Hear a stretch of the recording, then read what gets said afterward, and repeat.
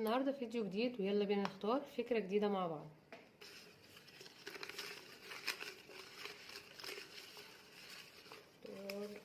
دي تزيين قلم. تمام ماشي، خليكم معايا لاخر الفيديو عشان تتعلموا تعملوه خطوة بخطوة بطريقة سهلة وبسيطة. هجهز الحاجة وارجع لكم. هنا انا جهزت قلم رصاص وحتة فوم، اي لون اي قطعة عندنا موجودة. انا قصيتها تقريبا 7 سنتي وهقصها تاني شرايح صغننة خالص كده. بعد ما قصيتهم اهو تبقى بالشكل ده معايا. هبدأ اسويهم كده واجيب اي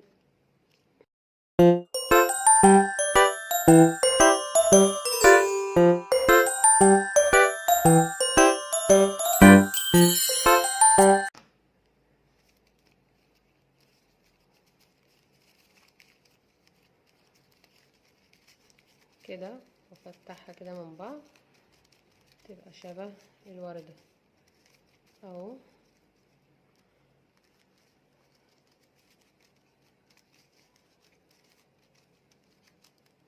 اي شكل كده اهو تمام. وعندي اجيب ورقة وابدأ ارسم مثلا شكل عين كده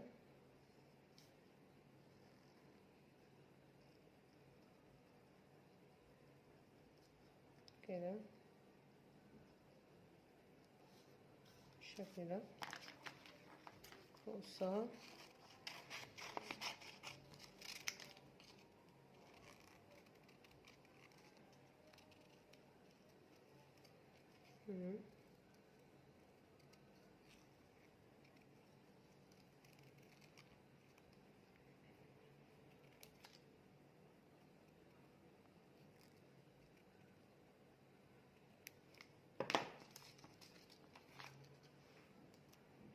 معايا كده.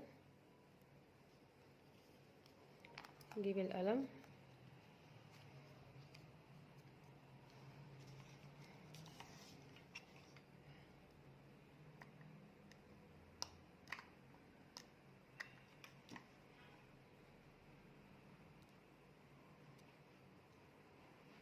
الزقها كده. انا مش عايزاها تكون ضيقة عشان اعرف اشيلها واركبها براحتي. بص الزيادة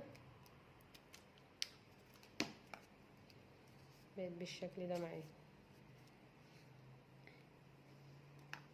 وابدأ اجيب هنا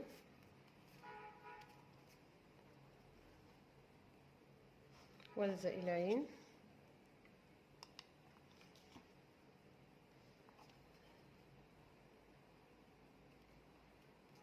كده. نجيب اي قطعة برونز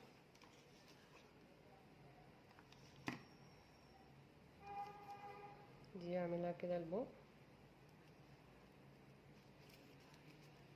تبقى معايا كده من ورا.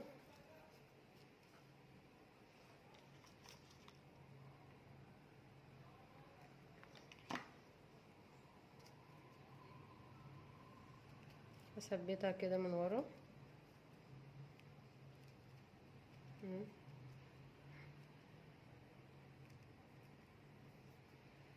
بقت معايا بالشكل الجميل ده. ولو حبيت اشيلها واحط اي قلم تاني اهي، قلم جاف قلم رصاص اي حاجة تبقى جميلة جدا وبالشكل ده والاطفال هيحبوها جدا. هعمل معاكم واحدة كمان بكل لون تاني انا جهزتها اهي.